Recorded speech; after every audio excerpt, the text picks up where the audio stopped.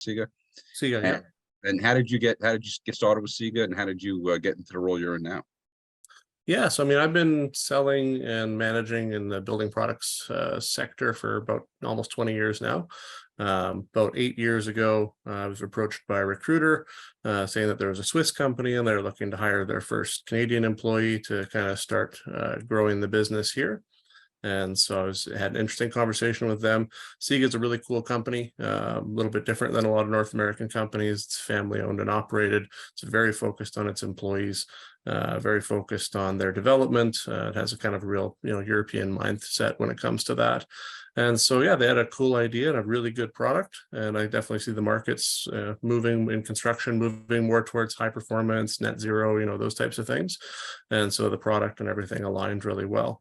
And yeah, since then we've been growing and growing. Now we've got 12 people across the country. We've got a couple of warehouses, and certainly a lot different than when I started, and it was just me, and all the stock was in my garage. So it's been That's an great. exciting ride for sure. That's great. And then you took that and you got recruited into it, and you worked out of a garage, and now look what you're doing. That's awesome. That's great. Yeah. So what kind of products do you guys is the Sega known for? What do you sell? Yeah, so we sell tapes and membranes for building envelope. So when you're sealing up the outside of the building to make it waterproof and airtight, those are basically what we do. We manufacture them all ourselves in Switzerland, and we have a pretty wide lineup, again focused on the high performance side exclusively, passive house, those types of things. So we don't have kind of standard products, but thankfully a lot of construction codes and a lot of builders are pushing towards using higher performance envelopes anyways, just to not only to save energy, but also with all of the more extreme storms that we're experiencing and those types of things, it just makes the buildings more durable. So it's a good thing all around. Okay, great. And how about yeah, as far as your team is right now, do you have direct employees? Are you using independents? What do you see out there? Yeah, so we use only direct employees for us. I mean, I've worked with both in the past at other companies, and there's certainly good sides to both models. But with Sega, we focus a lot of our time on training the customer, and we know it's a new product, and some people haven't heard of it, and so we have to make sure that our staff is all fully trained and being compensated in a way that doing the training work that sometimes doesn't turn into sales for a year or two is just as valuable as being out and selling directly. So we find that having our own employees out in the market that are fully trained by us is the best method for that. Okay, yeah, I would agree with that. I would agree with that, because an independent rep, they're all, if you're not in their main line, they're not pushing you. Yeah, well, and I mean, it's just that then that's naturally fair for them. That's how they're compensated. Yep. And Mhm. yeah, I think it's, when you're building a brand from pretty much scratch like we have over the last 8 years, it's more suitable for kind of a direct employee model. That's great. So you've been able, since the past 8 years, you've been able to bring people on and all that stuff. That's great. That's Yeah, great. definitely. What do you love about your role? What do you love about this part of the industry? Well, this part of the industry, I love the people that we get to work with, because every project is different. And so you go all the way from, a house or a big building or a community center that's passive house, and everyone's really on board with like, we're going to make this the highest performance possible, all the way to the other side of the spectrum where people are, trying to build efficiently, and, everything's very expensive these days. And so we're able to find ways for them to solve those problems that they have on both sides of that, whether they're kind of going full bore, high performance, or whether they're just trying to, meet a good level of performance, but also stay within a reasonable budget. So from where I am in the industry, that's what I love the most. For my role, just seeing our guys and gals develop is definitely the thing that I'm most excited about. We've got people that came on as kind of entry-level trainers, sales reps. Now they're managing their own teams, seeing our warehouse staff and operations staff, basically bring a brand new concept for Sega, and having our own warehouse space and kind of designing that and learning from it. So yeah, the development of the team is definitely what gets me the most excited. That's great. That's great. And how large is your team? How many teams? How many people? We're 12 now, Oh, wow. 13 soon. Wow. Um, so in the past 8 years, what's been your biggest challenges, your biggest shifts? What have you seen over the past 8 years? Yeah, I mean, starting out, obviously, I think the biggest challenges was just you walk into an office and no one knows who you are.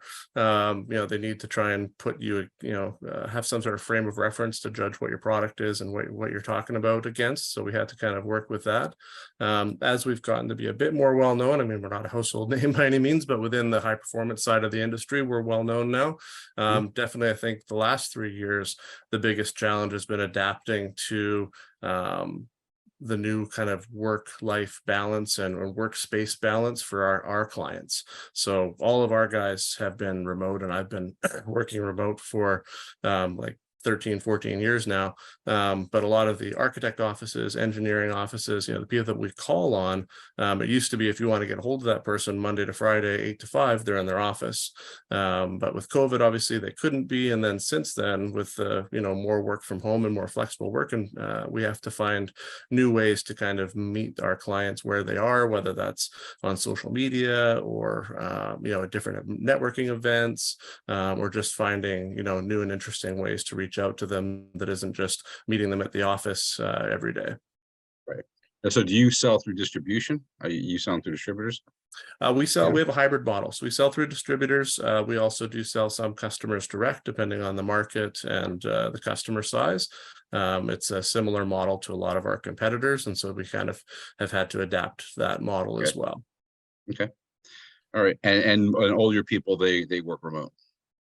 Yep. Yeah, we don't have, other than the two guys that are in our warehouse in BC, everyone else is remote work. Yeah, because that's becoming more and more popular here. There's almost not a day that goes by that I don't have a candidate asking me, "I work remote." Yeah, ever since COVID, everything's remote, remote, remote, remote. And so that's it sounds like you've been doing this a long time, working remote, and you've managed people a long time. But if it's fairly new to some of my clients here. So any tips you can give as far as managing people who are remote? How do you make sure they're productive? How do you make sure they're hitting the numbers? How do you make sure they're working? All that stuff. Yeah, definitely. I mean, I think my management style is people start out with 100% of my trust, and then you can lose it from there. And when you start losing it, it's really hard to get back. But when you start out with that kind of mindset that, this person's coming to work to do their job, I trust them, you really start looking for ways to remove roadblocks for them to do their job successfully, whether that's giving them the proper tools, training, etc. And then as far as making sure that they're doing the work, it's 100% about clear communication. So if you're in the office every day and you're talking to your staff, you can have kind of a very informal communication style. You can have maybe a little bit less defined communication because it's going to spontaneously happen throughout the day. But when you see your staff, I see some of my guys 4 times a year, 5 times a year, maybe. You have to have a much more structured communication style, and you have to have very clear expectations for them for what it is that you're doing. We have CRM that we use, we have different tools that we use, so we know what activities they're doing, and that we're making sure that, to support them in their success, that they are doing those activities. But as a manager, that means you have to understand, especially on the sales side, what is it that actually pushes the needle.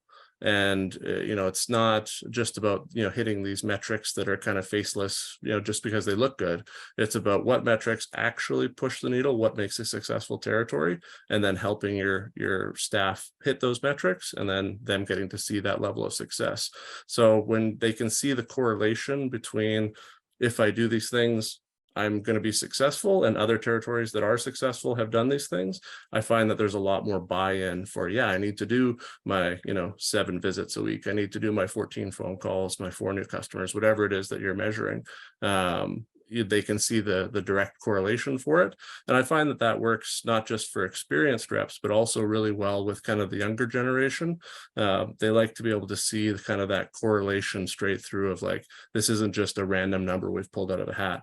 This is why we do it. You need to do it. Now you're doing it and you're seeing some success. And so I think that's, just having that real clear communication and expectations is the biggest key to managing remotely. And are your people, are they in the field every day? They're in the field typically 4 days a week. So I typically have 1 office day a week and then 4 field days. It changes a little bit from week to week if they have trade shows or what have you, but that's kind of a typical breakdown. Okay.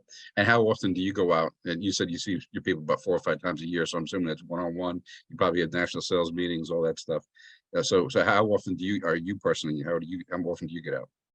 Yeah, so it depends a little bit on if I'm managing a salesperson directly, which I still have a few people, or if I'm managing a manager that is managing a team. Mhm. The salespeople directly, I try and get there, every 2 or 3 months. They're pretty experienced now, so they're okay with that. When someone's starting out, it's more often. But I get out in the field with them. We do field coaching days. We go to meetings together, go to job sites, etc. And then, yeah, we do have quarterly team meetings as well, where we'll get together and bring other facets of the company together sometimes as well. Marketing will send somebody, or application engineering will send somebody, and we can do kind of modules to make sure everyone's on the same page with new products, etc. Sure. Okay. Um, and as far as your customer interaction, do you interact with customers yourself too? The distributors, big, large contractors, big, architects, whoever. Yeah, so the way we have Canada split up, our main territories that we have staff living in, have salespeople living in. I don't interact with those customers too frequently, but because I'm in Alberta and we don't have a salesperson in Alberta yet, I do talk to the customers here, and we have a very good distributor here as well that I work with. And I find it's nice for me because I still get to directly interact with customers. I Sure. get the feedback. I can see how the systems are working. But obviously, it's not a huge territory for us. It's relatively small compared to the other areas, so it's enough to keep me busy and keep me talking to people. But otherwise, yeah, that's mostly I just work with our team. Okay. All right. Great. So, what are your number one goals over the next, 2, 3 years? Yeah, so I mean, last year we just expanded into Quebec and the Maritimes with a new staff member there. So that's going to be a big goal for us to continue to develop there.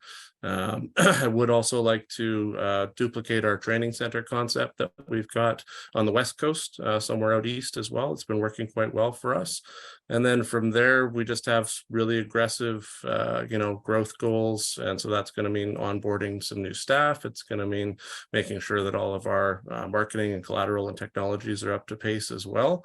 So there's going to be more growth like it has been for the last number of years. So there's going to be, building the team with good, solid people that are going to be here for a while is always my main focus. Okay. Do you have any expectation to expand into the US or other countries? So we have a business unit in the US Oh, you do? that takes care of them. So yeah, they're about the same size. They're actually a little bit bigger than us now. And yeah, my boss is actually, he takes care of the Canadian unit and the US unit as well as South America. Okay. And so yeah, the US business unit is doing really well this year as well. Oh, good. So, are they selling? Do they have direct employees, or are those independent reps? All direct employees there Oh, as wow, well. that's great. Yeah. Okay, excellent, excellent. Right, perfect. So, if you had to give a piece of advice, any lessons learned to attracting talents, it sounds like you've over the past 8 years you've attracted a lot of good people, Yeah. and you have, your retention level, I'm assuming, is pretty strong as well. Yep. So, what kind of lessons or advice can you give as far as attracting good people and keeping good people? Because that's a big challenge today too, is keeping good people. Oh, 100%. Yeah, that's one of our biggest the things that we focus on. As far as attracting good people, I think that making your interview process as seamless and open as possible. I have a very open style when I do my interviews. It's not the typical canned questions. It's, I really want to give them a solid idea of, the good sides, the bad sides, the challenges, etc., that they're going to be looking into. And I try and get them to open up and ask, more genuine questions as well, so that we can make sure that there's alignment there. We also do send all of our new or potential new staff out into the field with our guys for a day, whether that means flying them somewhere or if there's already somebody active in their area. And so they get a field day to just experience the job, see what it's like, and that tends to help a lot with their understanding as well. As far as retaining talent, I think that, especially in a smaller business unit, like Sega Canada is much smaller than obviously our colleagues in Europe. So there's not always, a new position title every 2 years available for everyone. And so to make sure that people are staying, engaged with their job, make sure they're getting lots of education opportunities, make sure they understand their path, and the employee and the manager have talked about what their path forward is, and just making sure they feel like they're developing developing as a professional as well as in their job. I think those are really the keys, especially now, to employees staying, because, as you know very well, employees are not staying with companies as long as they did in the past. They tend more to move around, and so to try and not just prevent that, but also prepare the employee for, inevitably they're going to probably move to another company, make sure they're developing their professional skills as well as their job skills, and that seems to really keep them pretty in tune with the job. What do you look for in talent when you're recruiting? What do you look for? I recruit mostly on attitude. Aptitude we can teach. I could teach somebody to sell. I can teach someone about the construction industry, but I need someone who's interested in learning, someone who's open to new ideas, trying ideas, and then also someone who's good at communicating. So I try and encourage as much feedback as possible, because every territory that we move into is different than the previous ones. Canada's a big country. We have European products that sometimes we have to adapt. And so the best thing for our company is that if the employees give their feedback to us as well, so that we can learn from them. So yeah, really good communication, good attitude, and interested in learning are kind of my top three things I look for. Okay. All right. Anything else that you might be able to share or add that you think is unique to what you're doing within the market? Or no, I don't think so off the top of my head. I mean, we're we're pretty kind of European family business, and we take that attitude into how we do things. We take good care of our employees. I think businesses are starting to understand that more and more now, that's pretty crucial. And that's been one of our keys for success for sure. No, that's great. No, it sounds like it's very impressive what you're doing, especially over 8 years, how far you've come. So it sounds like you've had tremendous growth, not only product wise, but people wise and company size and everything. And you went through some hard times too, I would assume, just like everybody did through COVID, that kind of stuff. Yeah, So for sure. you're able to get above that. So that's congratulations on that. That's great.